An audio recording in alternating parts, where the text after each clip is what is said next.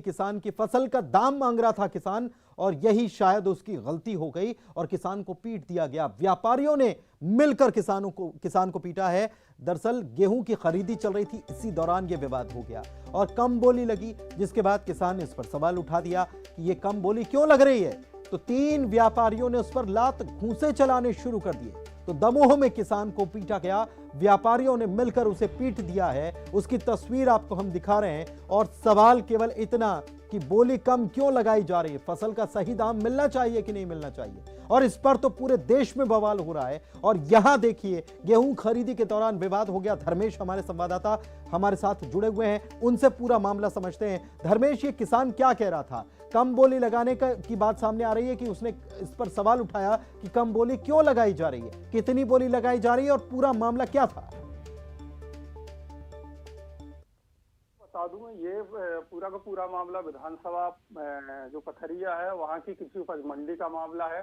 क्या होता है एक्चुअल में, जब बोली लगाई जाती है तो उस टाइम जो मंडी के निर्धारित मूल्य होते हैं, जैसे जो भी मूल्य होता है 1800 रुपये या 2000 रुपये, कई बार व्यापारी उसको अपने तरीके से बोल देते हैं। जो मंडी के जो कर्मचारी बोलते हैं 1800 से उस बोली की शुरुआत करते हैं, तो व्यापारी उसको बोलते हैं नहीं, ये बोली 1600 से शुरू होगी, 1800 से नहीं होगी। इसी प्रकार का ये पूरा मामला था। जब इसको बोली कम लगाई गई तो उसने कहा कि भाई जो मेरी गेहूं की गुणवत्ता है वो सही है और इस तरीके से आप मनमानी तरीके से बोली कैसे लगा सकते। तो यही बात को लेकर के गुस्साए जो व्यापारी थे, उनने तीनों ने मिलकर के वो जो कमल पटेल नाम का किसान था उसकी जम करके और मारपीट शुरू कर दी, जिसके बाद में वह घबरा करके और मंडी से फरार हो गया और भाग गया। और पुलिस ने भी उससे संपर्क करने की कोशिश की, लेकिन पुनीत अभी तक किसान का जानकारी नहीं है कि आखिर किसान। तो ये तो दादागिरी हुई, ये तो गुंडागर्दी हुई। और मंडी में क्या ऐसे ही गुंडागर्दी चलती है? जी पुनीत, अगर मैं आपको बता दूं तो ये पूरे जिले की जो मंडियां हैं, यहाँ पर जो निर्धारित मूल्य हैं, जैसे उड़द की बात करें या गेहूं किसी भी फसल की, अगर वहां निर्धारण अगर 4000 है तो यहाँ पर मंडियों के जो व्यापारी हैं वो 2500 से और 2000 रुपये से एक की बोली शुरू करती है। चलिए, बहुत बहुत शुक्रिया धर्मेश आपका इस जानकारी के लिए।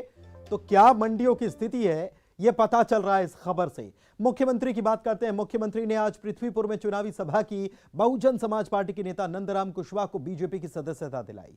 मंच से शिवराज सिंह चौहान ने कांग्रेस के 15 महीने की सरकार को कोसते हुए कहा है कि उसमें कुछ काम हुआ नहीं, लिहाजा जनता कांग्रेस को सिरे से नकार देगी, सबक सिखाएगी। जोबट के अम्बुआ में भी चुनावी सभा को उन्होंने संबोधित किया।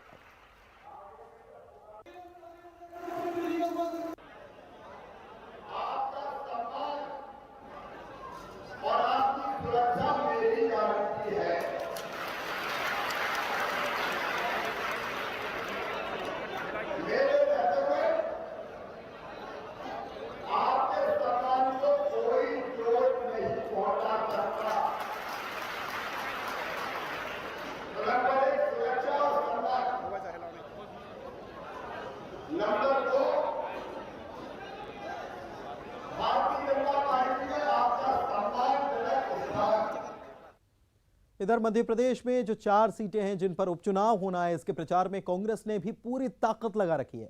कांग्रेस की तरफ से नेता प्रतिपक्ष और पीसीसी चीफ कमलनाथ ने मोर्चा संभाला हुआ है। इस क्रम में कमलनाथ जोबट विधानसभा क्षेत्र में चुनाव प्रचार करने पहुंचे।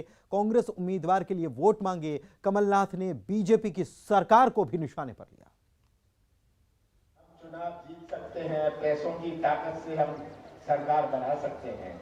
हमारी सरकार आपने चुनी, आपने कलावती बहन को चुना था और मध्य प्रदेश के लोगों ने कांग्रेस की सरकार 15 साल बाद बनाई थी। 15 साल बाद जब कांग्रेस की सरकार बनी, कैसा मध्य प्रदेश सौंपा। इधर बड़े बड़े दिग्गज स्टार प्रचारक जो हैं वो भी चुनाव प्रचार कर रहे हैं। इसमें एक नाम है ज्योतिरादित्य सिंधिया का। खंडवा लोकसभा उपचुनाव के अंतिम चरण में दोनों ही पार्टियां अपने शीर्ष नेताओं के सारे आम जनता को साधने की कोशिश में लगी है। केंद्रीय मंत्री ज्योतिरादित्य सिंधिया खंडवा पहुंचे। बड़ा बम चौराहे पर आम सभा को संबोधित किया और उनके निशाने पर पूर्व मुख्यमंत्री कमलनाथ और दिग्विजय सिंह रहे। उन्होंने कहा कि 1.5 साल तक बड़े भाई और छोटे भाई की जोड़ी थी, जिससे फरेबियों को खूब जिसने मौका दिया। सिंधिया ने कमलनाथ के कार्यकाल को याद किया, कहा किसान बेहाल, युवा कंगाल, मूल सुविधाओं का था अकाल। सुना है कि 1.5 साल में जो कांग्रेस की सरकार रही थी, उसका एक ही नाम दिया जाता है कि किसान बेहाल, किसान बेहाल, युवा कंगाल। किसान बेहाल, युवा कंगाल और मूल सुविधाओं का तो आकार हो चुका था। और 1.5 साल से जब से शिवराज सिंह जी की और नरेंद्र मोदी जी की डबल इंजन की सरकार आई है। इधर बीजेपी के नेता उमा भारती का एक वीडियो वायरल हो रहा है जिसमें वो पाठ पढ़ा रही हैं। रैगांव में चुनाव प्रचार के दौरान उमा भारती पहुंची थी और बीजेपी प्रत्याशी प्रतिमा बागरी को मंच से उन्होंने नसीहत दी।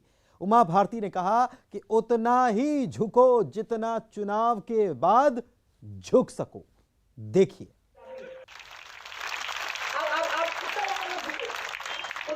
जितना चुनाव जीतने के बाद में भी झुकते रहो, वैसे ही काफी।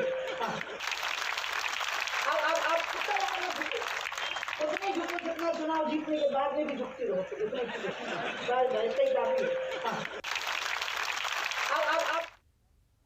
तो उमा भारती की सीख